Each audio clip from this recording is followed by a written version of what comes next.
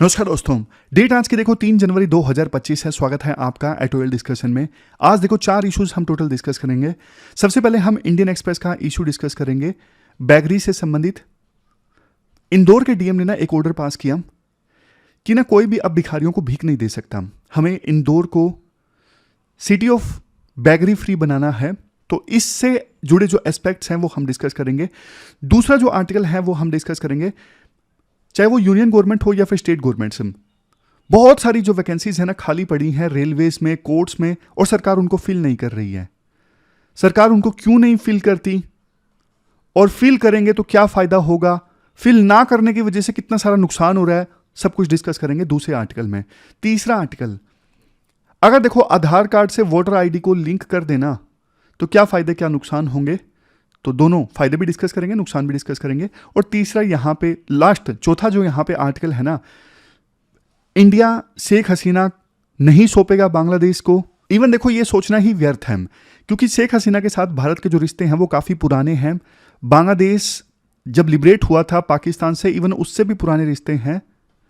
तो इसलिए बाकी इश्यूज पे फोकस करना चाहिए, जैसे ट्रेड, कनेक्टिविटी, बॉर्डर पे शांति। तो ये सारे एस्पेक्ट हम इस आर्टिकल में डिस्कस करेंगे। लेकिन डिस्कशन स्टार्ट करें उससे पहले कंसेप्ट है, मैं आपको बताना चाहता हूं। कंसेप्ट है सिलेक्शन बायस का। सिलेक्शन बायस कंसेप्ट क्या कहता है? देखो सेकेंड वर्ल्ड वार में यूएसए की जो एयरफोर्स थी ना, वो ना एक मैथमेटिशियन के पास में गई अपनी प्रॉब्लम लेके, और मैथमेटिशियन को बोला कि सर आप ना हमारे मिलिट्री स्टेशन में आइए, जो एयरफोर्स का हेडक्वार्टर है, वहां पे बहुत सारे प्लेन्स हैं और बहुत सारे प्लेन्स पे ना बुलेट के होल्स हैं। तो ना आप थोड़ी कैलकुलेशन करिए और ये बताइए कि हमें ना प्लेन पे आर्मर जो बुलेट से सुरक्षा प्रोवाइड करे वो कहां पे लगाना चाहिए। तो मैथमेटिशियन ने देखा तो बहुत सारी बुलेट्स ना, ज्यादातर जो बुलेट्स थी ना, वो बुलेट्स कहां पे थी? वो बुलेट्स थी या तो देखो प्लेन के निचले हिस्से में या फिर विंग्स पे, लेकिन इंजन पे बुलेट्स नहीं थी, ना के बराबर। तो सारे प्लेन्स को देख के मैथमेटिशियन ने यह बोला कि आप ना आर्मर लगाओ इंजन के ऊपर यहां पे। तो ना वहां पे जो ऑफिसर्स थे यूएसए के एयरफोर्स के, उन्होंने बोला यार तुम पागल हो गया, मतलब तुम जाओ यार। उन्होंने बोला कि दिख रहा है साफ साफ कि इतनी सारी गोलियां यहां पे लगी हुई हैं, प्लेन के निचले हिस्से में विंग्स पे लगी हुई हैं, और तुम वहां पे आर्मर लगाने के लिए बोल रहे हो जहां पे गोलियां लगती नहीं है। तो मैथमेटिशियन ने बोला कि भैया तुम्हारे सोच में ना सिलेक्शन बायस है। सिलेक्शन बायस कैसे हैं? जिन प्लेन के इंजन पे गोलियां लगी ना, वो यहां पे आपके एयरफोर्स हेडक्वार्टर में मौजूद ही नहीं है, वो तो गिर गए, अब दुश्मन के कब्जे में है, या फिर उसका मलबा भी आपको नहीं मिला। आपके पास सिर्फ वही प्लेन बच के आए जिनके आजू बाजू में गोली लगी, इंजन पे गोली नहीं लगी। एक और एग्जांपल देता हूं सिलेक्शन बायस का। अक्सर देखो ऐसा होता है, पीडब्ल्यू में कोई बैच स्टार्ट होता है ना, तो मैं मीटिंग्स लेता हूं रेटिंग्स की। मतलब कोई टीचर कैसा पढ़ा रहा है तो मैं पूरा देखता हूं कि कितनी रेटिंग मिली है उस टीचर को।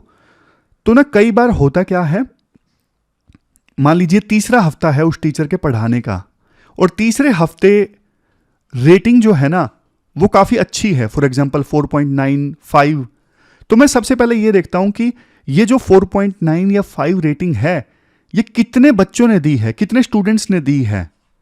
क्योंकि देखो जिसको उस टीचर का पढ़ाया हुआ अच्छा नहीं लगा तो वो तो रेटिंग देने के लिए मौजूद ही नहीं है, वो तो चला गया, मतलब उसको समझ में नहीं आया और वो चला गया, उसने अब रेटिंग दी ही नहीं।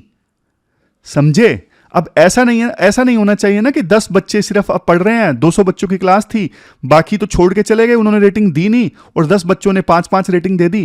तो देखने में ऐसा लगेगा कि रेटिंग टीचर की 4.9 है या फिर 5 है, लेकिन असल में ये सिलेक्शन बायसनेस है। क्यों? क्योंकि वो बच्चे तो चले ही गए ना, जिनको पसंद नहीं थी क्लास, वो रुके ही नहीं रेटिंग देने के लिए। तो ये होता है सिलेक्शन बायस। सिलेक्शन बायस का मतलब ये होता है आप पूरा डेटा कंसीडर नहीं करते हो, आप एक ग्रुप ऑफ डेटा कंसीडर करते हो डिसीजन के लिए। इससे आपके सिलेक्शन में ना बायसनेस आ जाती है। तो किस डेटा के आधार पे आप डिसीजन ले रहे हो वो बहुत ज्यादा इंपॉर्टेंट है। तो साइकोलॉजी का एक इंपॉर्टेंट कंसेप्ट है ये सिलेक्शन बायसनेस वाला आपने भी कभी अपनी डेली लाइफ में फील किया हो तो आप बता सकते हो। अब चलिए डिस्कशन स्टार्ट करते हैं। इसके बाद नेक्स्ट आर्टिकल देखो, बेगर्स यानी भिखारियों के क्रिमिनलाइजेशन से संबंधित है। अपने सिलेबस में जीएस पेपर सेकंड के इस टॉपिक से आर्टिकल को रिलेट कर सकते हो। क्या कंटेस्ट है, 16 दिसंबर को ना इंदौर के डीएम ने ना एक थोड़ा अजीब सा ऑर्डर निकाला। किसी को बिना भिखारियों को पैसा देने से मना कर दिया, रोक लगा दी गई।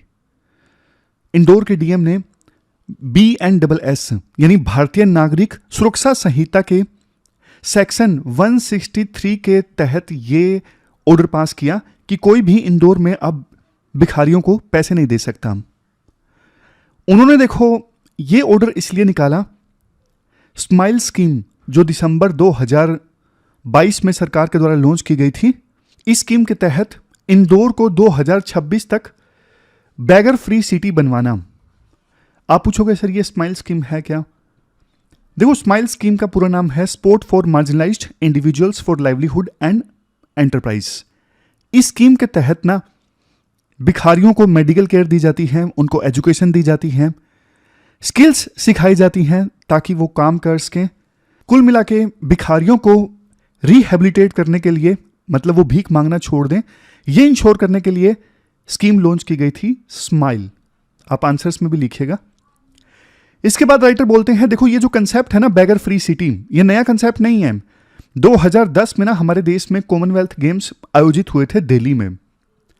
उस समय देखो जबरदस्त इंफ्रास्ट्रक्चर दिल्ली में तैयार हुआ था, लेकिन जो सोशल जस्टिस मिनिस्टर थे ना, उन्होंने एक बात बोली कि यार इंफ्रास्ट्रक्चर तो ठीक है, बट अगर दिल्ली को वर्ल्ड क्लास सिटी बनाना है ना तो ये भिखारियों से बहुत परेशानी होती है हर एक रेड लाइट पे, इनको रिमूव करना जरूरी है रोड से। तो फिर क्या हुआ, क्योंकि देखो टूरिस्ट आने थे दुनिया भर से, अगर हर 2 कदम पे उनको भिखारी मिलते तो जाहिर तौर पे उनका एक्सपीरियंस भी खराब होता।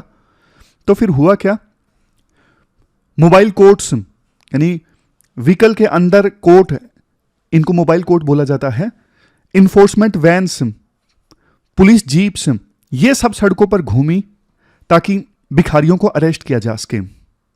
ना सिर्फ भिखारी बल्कि देखो उस समय फुटपाथ पे रहने वाले लोग, स्लम में रहने वाले लोग, स्ट्रीट वेंडर्स यानी रेडी पटरी वाले, सब चपेटे में आ गए। बहुत सारे ऐसे लोगों को भी अरेस्ट कर लिया गया था उस समय, ताकि दिल्ली की इमेज को वर्ल्ड क्लास सिटी के तौर पे रिप्रेजेंट किया जा सके।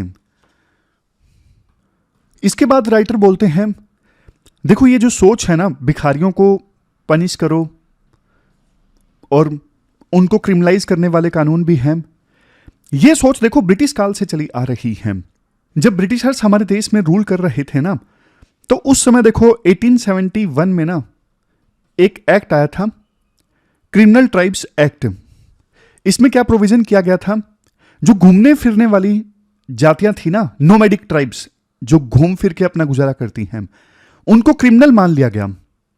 देखो ब्रिटिशर्स ये चाहते थे कि ये जो नोमैडिक ट्राइब्स है ना, वो एक ही जगह पर बसें, मजदूरी करें। वो एक ही जगह पर बसेंगे, मजदूरी करेंगे, तो ब्रिटिशर्स का जो रेवेन्यू है ना जमीन से, वो बढ़ जाएगा।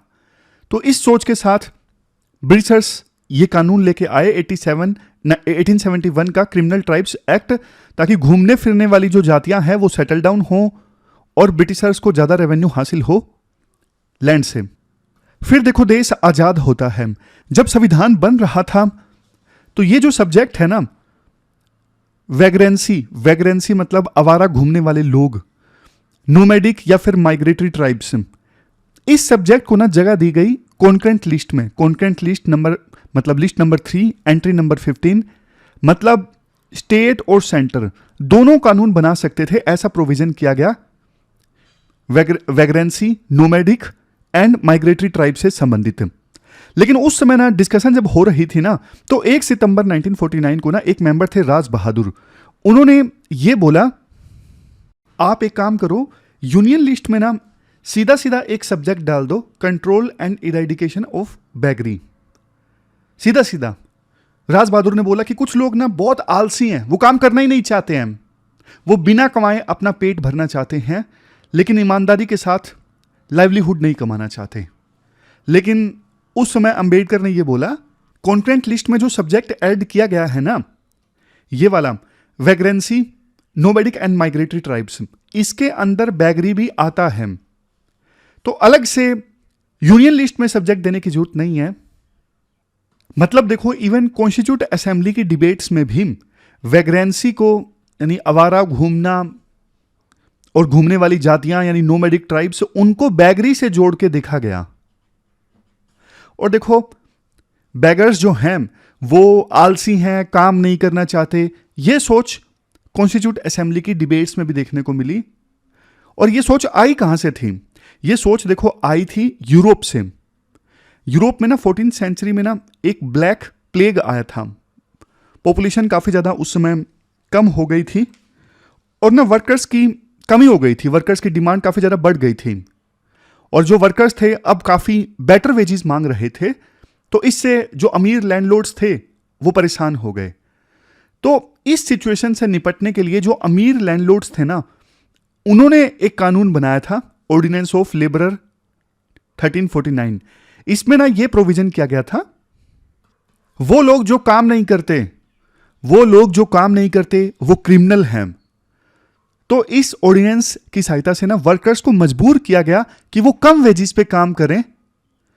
तब उस समय देखो ये थ्योरी डेवलप की गई थी कि जो गरीब लोग हैं वो लेजी हैं, वो मोरली इंफीरियर हैं,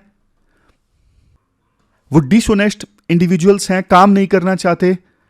तो उस समय ये थ्योरी डेवलप की गई थी और यूरोप से ही ये थ्योरी फिर ब्रिटिश ईरा में ब्रिटिशर्स लेके आए और बाद में कॉन्स्टिट्यूट असेंबली की जब डिबेट्स हुई तब भी यही सोच देखने को मिली।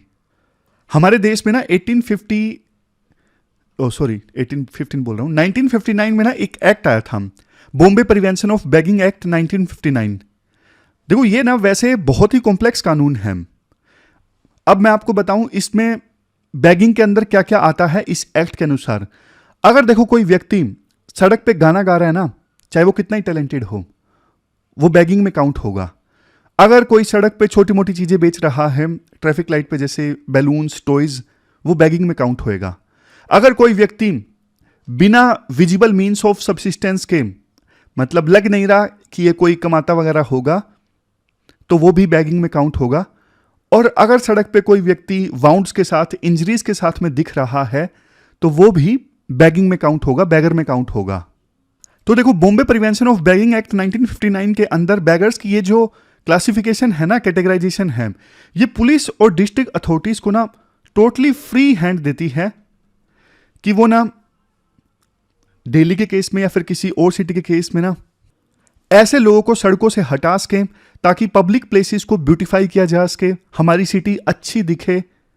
उसके लिए पुलिस और डिस्ट्रिक्ट अथॉरिटीज के पास में बहुत ज्यादा पावर है ऐसे लोगों को हटाने के लिए। लेकिन देखो पिछले कुछ समय में ना अच्छी चीजें भी हुई हैं।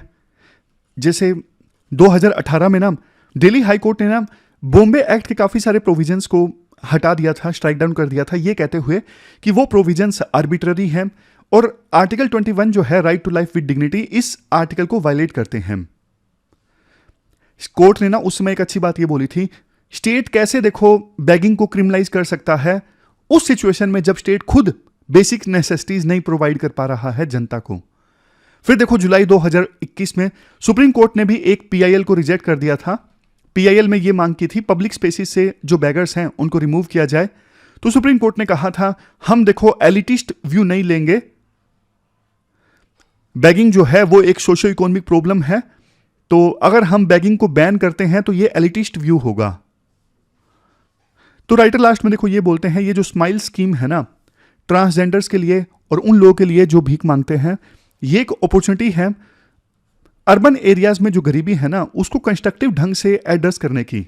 लेकिन देखो इसके साथ साथ ये एक ऐसा मौका भी है, बैगरी की जो डेफिनेशन है उसके बारे में हमें एक बार फिर से विचार करना चाहिए कि बैगरी की जो असली डेफिनेशन है वो है क्या, और बैगरी को क्या क्रिमिनलाइज करना उचित है। तो इन क्वेश्चंस के बारे में हमें गहराई से सोचना चाहिए। तो ये पूरा आर्टिकल हमने डिस्कस किया। आपको क्या लगता है, क्या बैगरी को क्रिमिनलाइज करना चाहिए या फिर ये एक सोशो इकोनॉमिक प्रॉब्लम है और इसको कंस्ट्रक्टिव ढंग से एड्रेस करना चाहिए?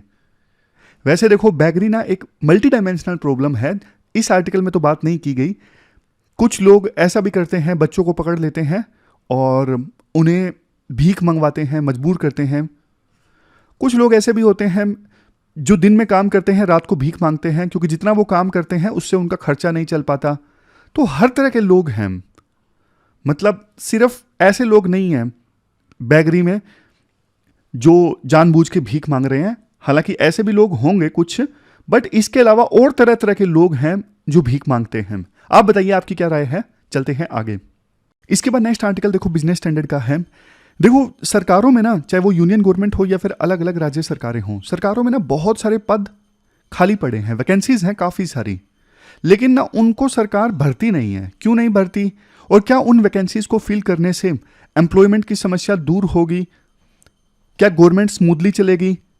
इकोनॉमी में थोड़ा बहुत इजाफा होगा? वो सारे एस्पेक्ट्स हम इस आर्टिकल में डिस्कस करते हैं। आप जीएस पेपर 3 के इस टॉपिक से आर्टिकल को रिलेट कर सकते हो। देखो आज के समय में ना हम ये देखते हैं हमारी जुडिशरी के पास में ना केसेस का बैकलॉग काफ़ी ज़्यादा है। हाईकोर्ट की बात करें, हाईकोर्ट में ना ऑलमोस्ट 5.8 मिलियन केसेस का बैकलॉग है, जिसमें से देखो 4.26 मिलियन ये तो सिविल मैटर्स हैं, यानी 42,60,000 सिविल मैटर्स जैसे प्रॉपर्टी का डिस्प्यूट ये सब, और 1.6 मिलियन क्रिमिनल केसेस पेंडिंग है जैसे मर्डर, रेप ये सब। और देखो इनमें से ना 62,000 केसेस तो ऐसे हैं जो पिछले 30 साल से अधिक समय से पेंडिंग है। सबऑर्डिनेट कोर्ट्स की बात करें, लोअर कोर्ट्स जो हैं वहां पे पेंडिंग केसेस की संख्या 45 मिलियन है, 4,50,00,000। अगर देखो नए केसेस ना भी फाइल होना तो भी न जाने कितने दशक लग जाएंगे पेंडिंग केसेस को रिजोल्व करने के लिए।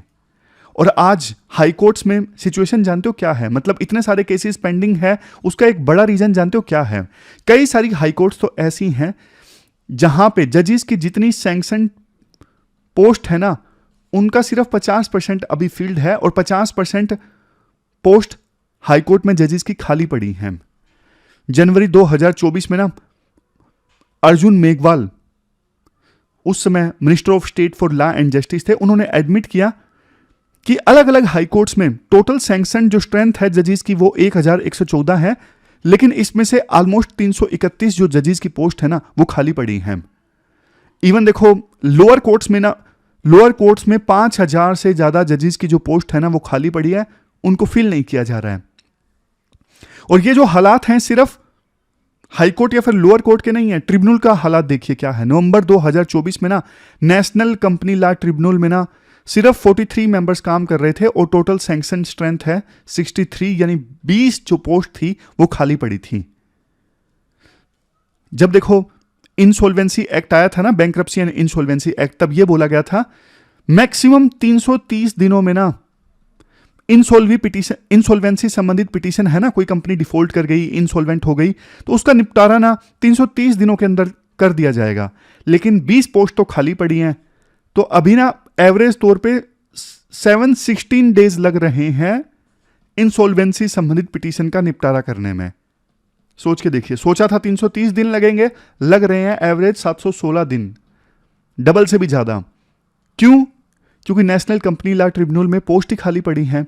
डेप्ट रिकवरी ट्रिब्यूनल पैरालाइज्ड है क्योंकि प्रेसिडेंट ही नहीं है। चलो ये तो हमने जुडिशरी की बात करी, आप ना एग्जीक्यूटिव की बात कर लीजिए। हमारे देश में ना ज्यादातर स्टेट पुलिस डिपार्टमेंट्स में ना हजारों वैकेंसीज खाली पड़ी हैं। Bureau of police research and development ने कुछ समय पहले ये एस्टिमेट लगाया था, हमारे देश में टोटल जितनी पुलिस वैकेंसीज है ना, वो देखो टोटल सैंक्शन स्ट्रेंथ का 20% है। अगर 100 सैंक्शन स्ट्रेंथ है तो 20 पोस्ट खाली पड़ी हैं। ये हालात हैं। इसके अलावा आप ना ब्यूरोक्रेसी के लोअर लेवल पे देख लीजिए, जैसे रेलवे देख लीजिए, रेलवे में तो हजारों पोस्ट खाली पड़ी हैं। कैग का ये कहना है इवन इतने एम्प्लॉइज भी नहीं है रेलवे के पास में कि वो अपने सेफ्टी संबंधित जो ऑपरेशंस है वो स्मूथली चला सके, फिर भी सरकार भर्ती नहीं करती है। इसके अलावा आप सरकार के हॉस्पिटल्स, स्कूल्स, चाहे वो सेंट्रल गवर्नमेंट के हों या फिर स्टेट गवर्नमेंट के हों, वहां पे अक्सर ये लोकल हेडलाइंस बनती रहती हैं, स्टाफ शॉर्टेज, लेकिन कुछ बदलता नहीं है। और एक चीज राइटर सबसे इंपॉर्टेंट ये बोलते हैं, देखो ये जो सैंक्शन स्ट्रेंथ की हम बात करते हैं ना कि टोटल सैंक्शन स्ट्रेंथ है 100 उसमें से 20-30 खाली पड़ी हैं। लेकिन आप ये सोचिए, ये सैंक्शन स्ट्रेंथ जो है ना, ये भी बरसों पहले सैंक्शन की गई थी। जैसे एग्जाम्पल के तौर पे 2010 में जो पुलिस डिपार्टमेंट की सैंक्शन स्ट्रेंथ है वो 200 तक लाई गई। इतने सालों से तो सैंक्शन स्ट्रेंथ जो है वो इंक्रीज ही नहीं की गई, तब जाके इतनी वैकेंसीज खाली हैं। समझ रहे हो? मतलब समय के हिसाब से पोस्ट ही नहीं इंक्रीज की गई हैं, तब ये हाल है कि इतनी सारी वैकेंसीज हैं। अगर सैंक्शन स्ट्रेंथ इंक्रीज की जाती तो सोच के देखो कितनी ज्यादा वैकेंसीज होती। सिर्फ सुप्रीम कोर्ट ही ऐसा अभी कोर्ट है जहां पे फुल सैंक्शन स्ट्रेंथ है, मतलब जितनी सैंक्शन स्ट्रेंथ है उतने ही जजेस काम कर रहे हैं। लेकिन बावजूद इसके सुप्रीम कोर्ट में केसेस का बैकलॉग काफी ज्यादा है। क्यों ज्यादा है? क्योंकि सैंक्शन स्ट्रेंथ अपने आप में कम है। कितनी है आज के समय में? 34 है ना शायद, 33 सुप्रीम कोर्ट के जजेस और एक चीफ जस्टिस। आप कमेंट कर देना। तो सुप्रीम कोर्ट में ये सैंक्शन स्ट्रेंथ ही कम है, तब जाके इतने सारे केसेस का बैकलॉग है। अब देखो ये ना बहुत बड़ी पैराडॉक्सियल सिचुएशन है। एक तरफ देखो हमारे देश में अनएम्प्लॉयमेंट इतना ज्यादा है और दूसरी तरफ सरकार इतना वैकेंसीज रख के बैठी है, उनको फिल नहीं कर रही है। क्या इन वैकेंसीज को फिल करने से अनएम्प्लॉयमेंट की समस्या खत्म हो जाएगी? नो। क्योंकि देखो ये गवर्नमेंट पोस्ट जो है ना वो ना के बराबर है, मतलब यूं कह दो ओशन में बूंद के बराबर है। तो इनसे अनएम्प्लॉयमेंट की समस्या नहीं एड्रेस होगी। लेकिन देखो इतना जरूर है, सरकार के ऑपरेशन स्मूथ होंगे। अभी जैसे जुडिशरी में इतना बैकलॉग है केसेस का, इसका इकोनॉमिक इंपैक्ट भी पड़ता है। अब जब इन्वेस्टमेंट आती है ना तो ये सब देखते हैं कि इंडिया की जुडिशरी कैसे काम कर रही है। कल को डिस्प्यूट हो गया तो केसेस का समाधान कितना जल्दी होगा। बड़े बड़े कई बार प्रोजेक्ट जो हैं वो जुडिशरी में केस के चलते अटक जाते हैं, तो इकोनॉमिक नुकसान होता है, तो इकोनॉमिक इंपैक्ट काफी ज्यादा होता है। ये तो हमने जुडिशरी की बात की। सरकार में भी बहुत सारे डिसीजंस नहीं लिए जाते। क्यों? क्योंकि पोस्ट खाली है। तो जब इन पोस्ट को फिल किया जाएगा ना, एक तरफ देखो रोजगार तो मिलेगा ही कुछ लोगों को, दूसरी तरफ सरकार के ऑपरेशंस स्मूथ चलेंगे, जनता को सर्विस डिलीवरी अच्छे से होगी, और जो इकोनॉमिक एक्टिविटीज हैं कुछ तो इंक्रीज होंगी ना, थोड़ा बहुत कंट्रीब्यूशन तो बढ़ेगा ही ना इकोनॉमी में। लेकिन क्वेश्चन ये उठता है सरकार फिर वैकेंसीज फिल करती क्यों नहीं है? इसके देखो काफी सारे रीजन हैं। सबसे पहले रेवेन्यू संबंधित कंसर्न्स, मतलब एक्सपेंडिचर संबंधित कंसर्न्स। सरकार को लगता है कि यार खर्चा ज्यादा हो जाएगा, इतने सारे लोगों को हम नौकरियां देंगे, रेगुलर सैलरी देनी पड़ेगी, बाद में हो सकता है कि पेंशन भी देनी पड़े, तो ना बहुत ज्यादा एक्सपेंडिचर हो जाएगा, हमारे पास में इतने पैसे नहीं है। एक तो सरकार की सोच ये होती है। दूसरा, कई बार ब्यूरोक्रेटिक इनएफिशिएंसीज भी सामने आती हैं। बार बार पेपर होता है, लीक हो जाता है, ढंग से सरकार पेपर करवा नहीं पाती। तो सरकार करना चाहती है, कई बार वैकेंसीज फिल करना चाहती है, बट क्षमता ही नहीं है, कॉम्पिटेंसी नहीं है सरकार में बैठे लोगों के पास में कि वो अच्छे से पेपर करवा सकें। उन्हें डर लगता है कई बार पेपर लीक हो गया तो बेइज्जती हो जाएगी सरकार की, अरे छोड़ो यार अभी नहीं करवाते हैं। तीसरे नंबर पे है ऑटोमेशन बढ़ रहा है, कई जगह पे डिजिटाइजेशन आ रहा है, टेक्नोलॉजी में एडवांसमेंट आ रही है। लेकिन देखो हर जगह नहीं। राइटर ये बोलते हैं जिन डिपार्टमेंट्स में देखो ऑटोमेशन आ रहा है, काम चल रहा है टेक्नोलॉजी एडवांसमेंट की सहायता से, चलो वहां पे आप वैकेंसीज फिल मत करिए। लेकिन कोर्ट्स हैं, हॉस्पिटल्स हैं, पुलिस डिपार्टमेंट है, यहां पे तो देखो अनफिल्ड वैकेंसीज की वजह से डिले होता है, इनएफिशिएंसी बढ़ती है डिपार्टमेंट में, प्रोडक्टिविटी का लॉस होता है। तो कम से कम इन डिपार्टमेंट्स में जहां जरूरत है वहां पे तो आप वैकेंसीज फिल कर दो ना। इससे देश की जीडीपी में भी थोड़ा इजाफा होगा, थोड़ा होगा लेकिन होगा तो सही ना। तो गवर्नमेंट को ये सारी चीजें समझने की आवश्यकता है और जल्द से जल्द वैकेंसीज को, सारी की सारी वैकेंसीज को फिल करने की आवश्यकता है। तो ये पूरा आर्टिकल हमने डिस्कस किया, चलते हैं आगे। इसके बाद देखो लास्ट में कुछ पॉइंट्स मैंने एक्सट्रैक्ट किए हैं। आधार कार्ड को क्या वोटर आईडी से लिंक करना चाहिए? अब इसके देखो फायदे नुकसान दोनों हैं। आधार कार्ड को वोटर आईडी से लिंक करने का सबसे बड़ा बेनिफिट तो ये है, जो अभी डुप्लीकेट या फिर बोगस वोटर्स होते हैं ना, फर्जी वोट कई लोगों ने बनवा रखे होते हैं और इलेक्शन के टाइम में वो वोट डाल देते हैं, ऐसे बोगस वोटर और डुप्लीकेट वोट्स की पहचान की जा सकती है अगर दोनों का लिंकेज हो गया तो। क्योंकि बोगस वोट जो होंगे उनके बारे में पता लग जाएगा ना, या तो उस पर्सन की डेथ हो चुकी होगी या फिर आधार कार्ड होगा ही नहीं, फर्जी बस ऐसे ही कोई फिक्शनल पर्सन क्रिएट कर रखा है। For example Priya Rani exist ही नहीं करती लेकिन उसके नाम पे वोट बनवा रखा है ताकि समय आने पे उसका मिसयूज किया जा सके, तो उनकी पहचान की जा सकती है।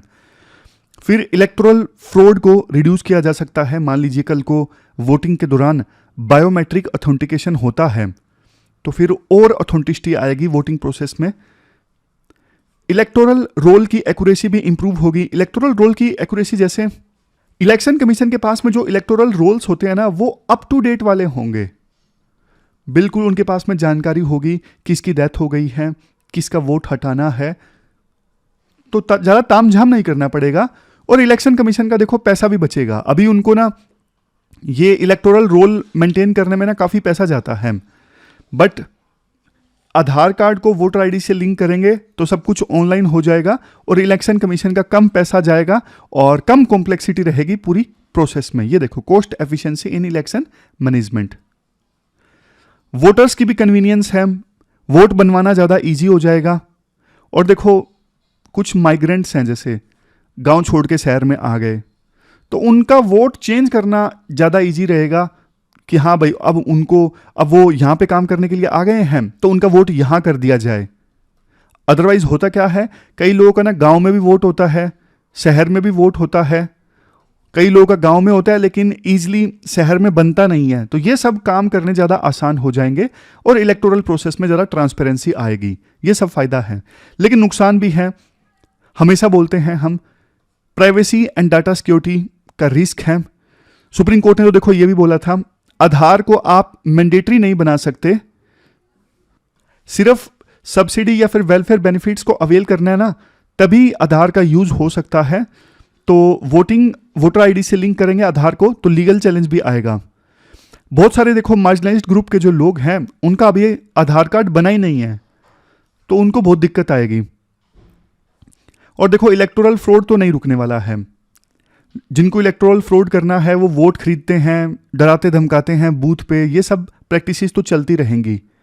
और जो हम बात कर रहे थे ना कि बायोमेट्रिक लगा देंगे बूथ पे तो पहचान की जा सकेगी आसानी से, बायोमेट्रिक देखो कई बार काम नहीं करता। हम अक्सर डिस्कस करते हैं ना कि पीडीएस में लोग अनाज लेने जाते हैं, वहाँ पे जो आधार वाला सिस्टम है वो काम नहीं करता, इसलिए बेनिफिशरीज कई बार अनाज नहीं ले पाते। तो ये सब होता है। लास्ट में है पोटेंशियल फॉर पॉलिटिकल मिसयूज। दोनों को आपस में लिंक करेंगे तो देखो पॉलिटिकल लीडर्स कई बार ना बदला ले सकते हैं। उन्हें पता लगेगा इस बूथ पे लोगों ने मुझे वोट नहीं दिए, तो कल को उनका नाम जो है कटवाया जा सकता है बेनिफिशरी स्कीम से। तो ऐसे मिसयूज भी हो सकता है। मतलब नोट, ये तो मैं सिर्फ आपको एग्जांपल दे रहा हूं, दूसरे तरीकों से हो सकता है। तो कुल मिलाकर देखो दोनों तरफ के आर्गुमेंट्स हैं। आप बताइए कंक्लूजन क्या लिखोगे? क्या कंक्लूजन इस प्रकार से लिखोगे कि पायलट बेसिस पे ट्राई किया जा सकता है कुछ ब्लॉक्स में, कुछ डिस्ट्रिक्ट्स में, फिर उसको लर्निंग्स लेके पूरे देश में इंप्लीमेंट किया जा सकता है, और इंप्लीमेंट जब करें तो प्राइवेसी वगैरह का ध्यान भी रखें, मतलब लोगों की प्राइवेसी वायलेट ना हो, डेटा सिक्योर रहे, इस प्रकार का बैलेंस्ड कंक्लूजन दिया जा सकता है। आप बताइए बाकी आपकी कुछ और राय है इस बारे में। तो इसके बाद नेक्स्ट आर्टिकल देखो, इंडिया बांग्लादेश रिलेशनशिप से संबंधित है। आप सिलेबस में जीएस पेपर सेकंड के इस टॉपिक से आर्टिकल को रिलेट कर सकते हो।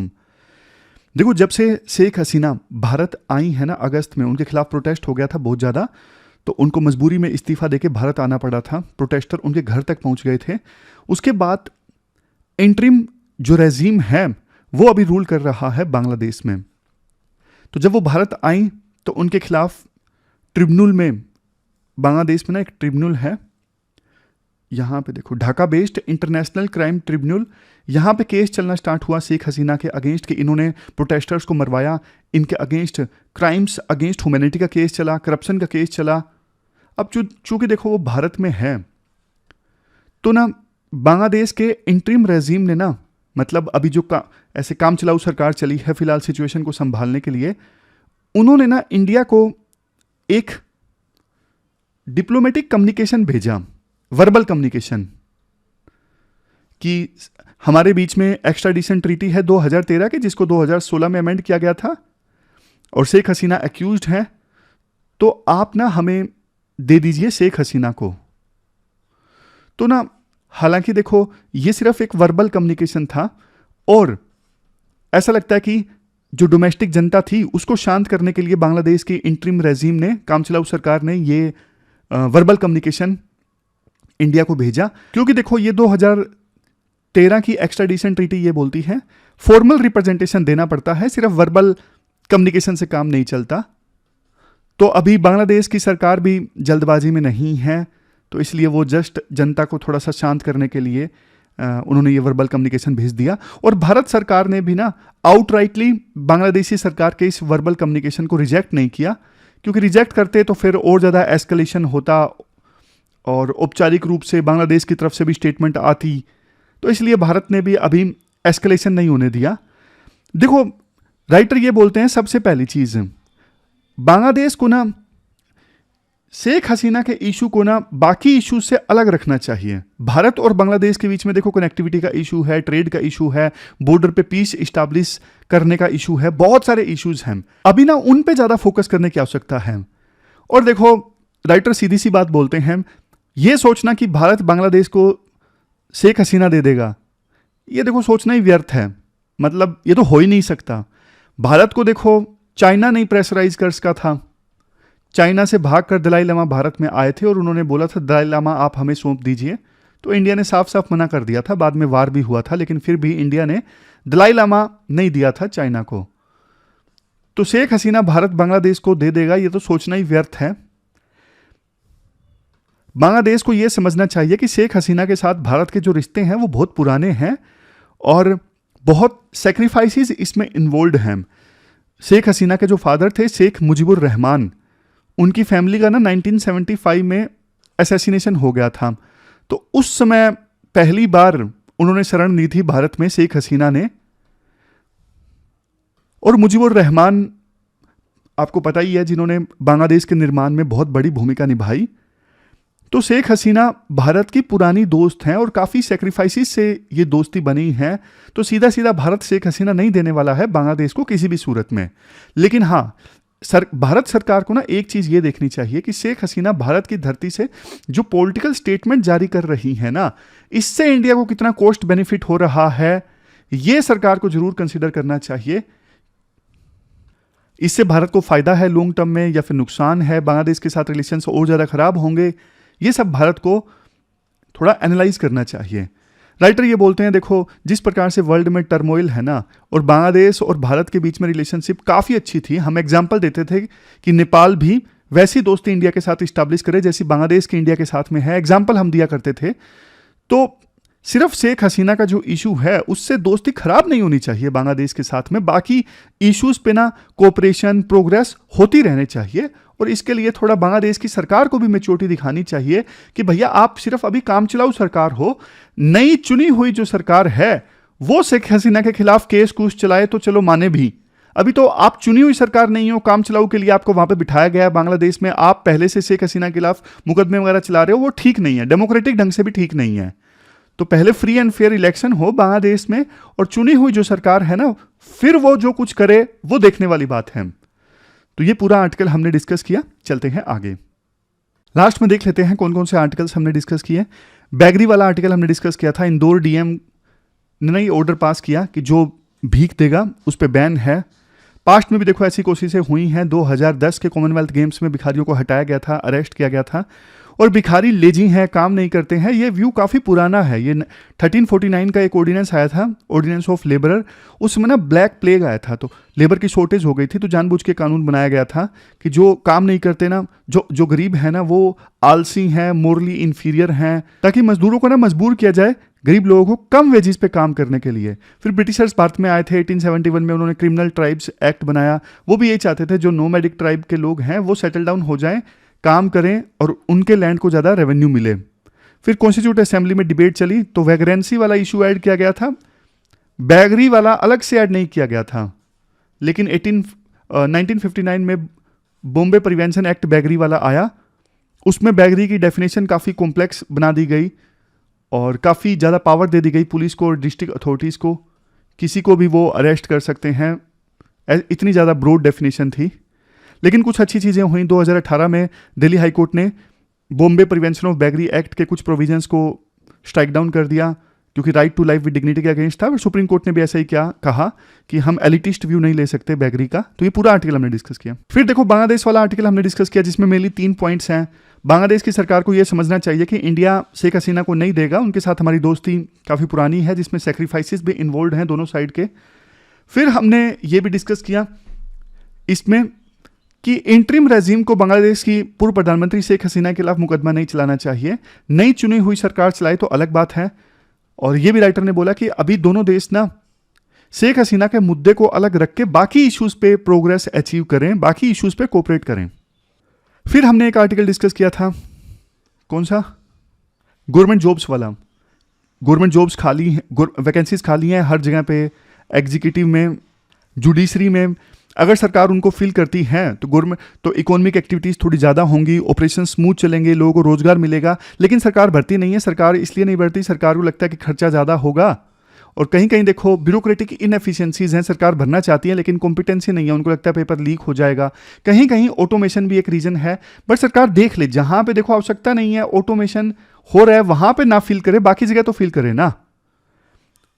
लास्ट में ये क्वेश्चन आपको अटेम्प्ट करना है एंटी बैगिंग से संबंधित। ये क्वेश्चन का आंसर आपको देना है 250 वर्ड्स में, 15 मार्क्स का ये क्वेश्चन है। तो ये थी हमारी आज की डिस्कशन। कल मिलते हैं फिर से एक नई डिस्कशन के साथ। तब तक आप अपना ख्याल रखिए, अच्छे से पढ़िए। Thank you very much for discussion.